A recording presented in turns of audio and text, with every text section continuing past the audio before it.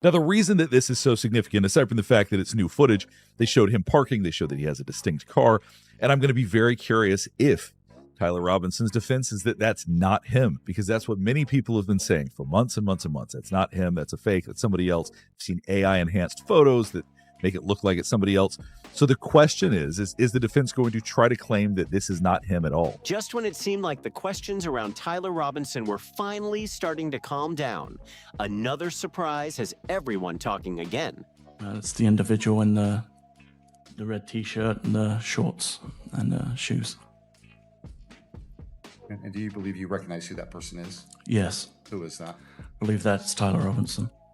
This time, the spotlight is turned to Erika Kirk's alleged half-brother, someone hardly anyone was paying attention to until now. As many people know, ever since Charlie died, there has been non-stop debate over whether Tyler Robinson was really the person seen in the surveillance footage. For months, people have been studying the video frame by frame, pointing out small details that they believe don't quite match up. From my viewing and seeing Mr. Robinson on the video, it's the same person. He's noticeably wearing different clothing. He is wearing different clothing, and he also is walking with a gait or a limp in this video. With a gait or what? A limp.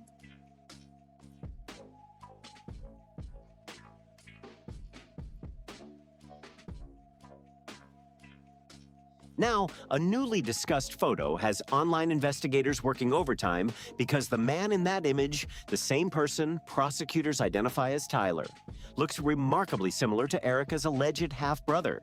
Was this a case where you had microscopic dissimilarity, but in your opinion, it was insufficient to form a conclusion of source exclusion?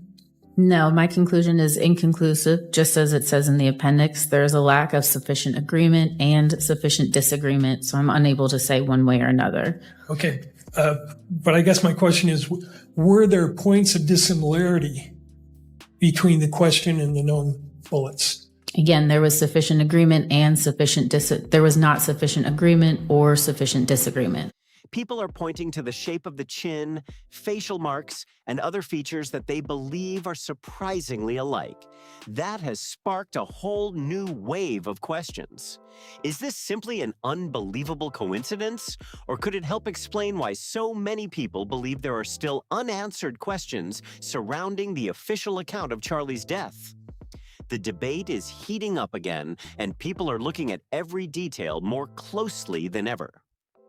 To all of the people that are saying that these text messages in the Tyler Robinson case are fake, if you're pointing out that, yeah, maybe the fingers look weird or the phone is cracked, listen, if you're pointing out any of this other stuff, you've already skipped the craziest, most obvious part, which is the prosecution is showing a photo of a phone that they have access to. Look at it. They are logged in. They are showing a photo outside of the phone rather than just a screenshot.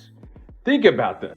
But before getting into why this has so many people talking, it's important to look at how this theory even got started. Everything picked up after photos of a man identified online as Erika Kirk's alleged half-brother, Travis Guinta, suddenly began spreading across social media at a rapid pace. That alone surprised a lot of people because many had no idea Erika was said to have a half-brother, let alone someone she was reportedly close to. But that wasn't what really got the internet buzzing.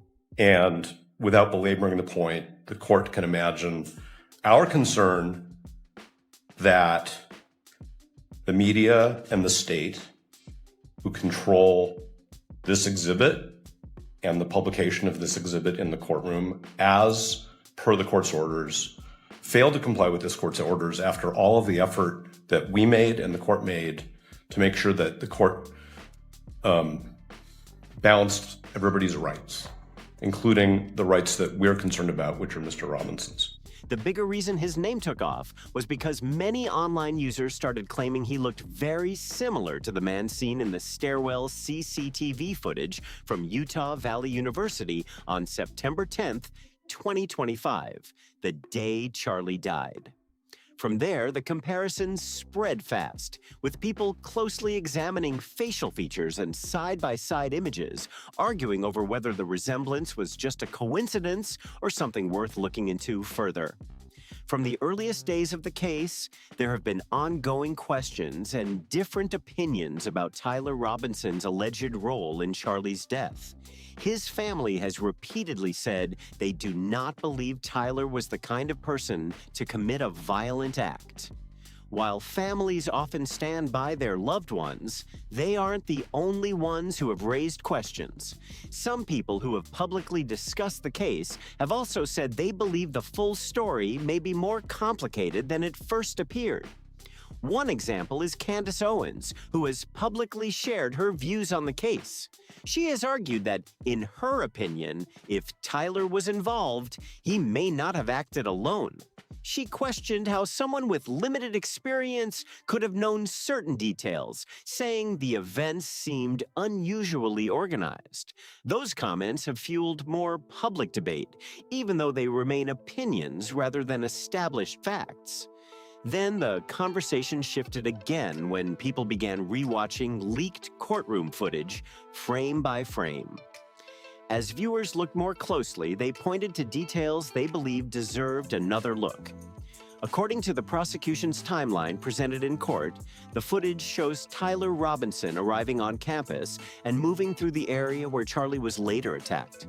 Viewers also noted that he appeared to be wearing a red shirt at first before later changing into black clothing, a detail that has become another topic of discussion online as people continue debating the evidence.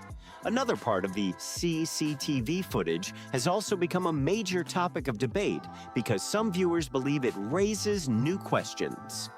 In that section of the video, the person identified by prosecutors as Tyler appears to jump from the roof without any obvious difficulty. That has led some online users to question whether someone carrying a large rifle concealed in their clothing could have moved that way. Because of that, a theory has spread online suggesting that the person seen in parts of the footage may not be the same individual throughout the entire timeline, although there is no public evidence confirming that claim. When photos of Erika's alleged half-brother began circulating, some people online started comparing them with the CCTV images and built even more speculation around that idea. As those discussions grew, many users began questioning other parts of the timeline as well. Another point frequently raised is that investigators have publicly discussed the challenges of linking recovered bullet fragments to a specific firearm, which some people argue leaves additional questions, while others caution that this alone does not determine what happened or who was responsible. When people put all of those details together, many felt there were still unanswered questions, which is why the comparisons between Travis Guinta and the man seen in the stairwell footage kept spreading online. One comment that drew a lot of attention said, "Looks like him, just saying. If it was my husband, I would want all camera angles and suspicious individuals questioned. Not saying she knew, just saying it's suspicious."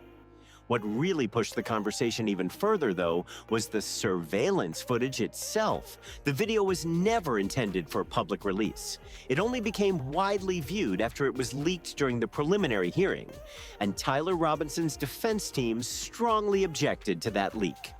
Since then, every frame has been examined by online viewers, with many offering different interpretations, while others have urged people not to jump to conclusions without verified evidence.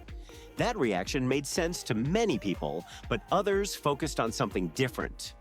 Some online commentators questioned what they saw as a difference in how the leak was publicly discussed by people supporting Erika's perspective.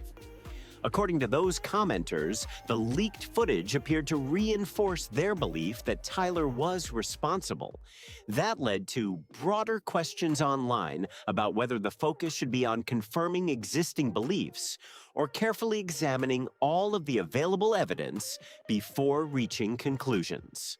Those discussions have been happening since the earliest stages of the case. Before the trial began, Erika publicly expressed that she believed Tyler Robinson was responsible. At the same time, others have continued to argue that there are still unanswered questions and that the complete picture may not yet be clear.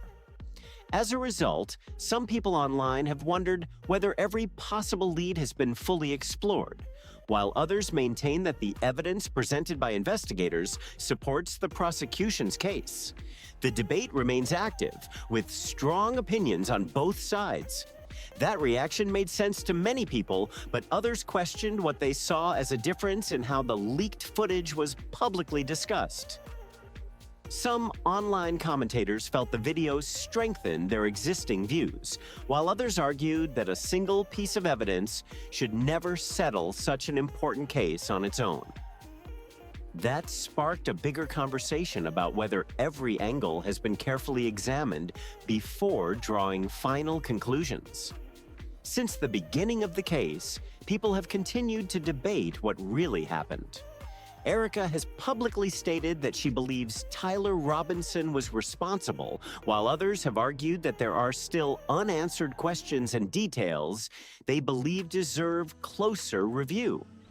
As the case continues to be discussed, people remain divided, with some supporting the prosecution's version of events and others calling for more clarity before reaching firm conclusions. No matter where you stand, one thing is clear. This case continues to raise difficult questions and keeps people searching for answers. As always, remember that online theories and public opinions are not the same as verified facts, and the legal process is what ultimately determines responsibility. If you enjoyed this breakdown, don't forget to like the video, subscribe for more updates, share it with anyone following this case, and leave your thoughts in the comments below. We'd love to hear what you think while keeping the discussion respectful. Thanks for watching, and we'll see you in the next one.